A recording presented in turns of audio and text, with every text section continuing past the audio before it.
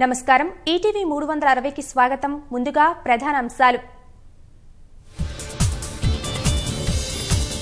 కాళేశ్వరం పనుల్లో మరో ముందడుగు. ఎల్లంపల్లి నుంచి నీరు విడుదలకు ఏర్పాట్లు.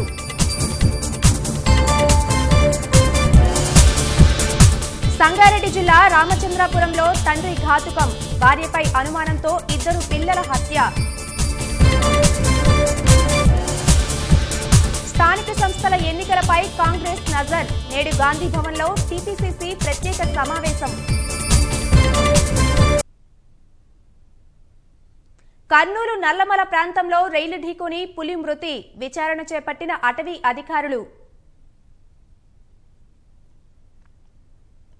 కాంగ్రెస్ ఆప్ మధ్య పొసగని పొత్తు.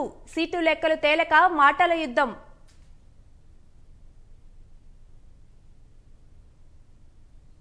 ఉత్తర భారతంలో గాలివానల భీభత్సం. 32 మంది మృతి, భారీగా ఆస్తి నష్టం.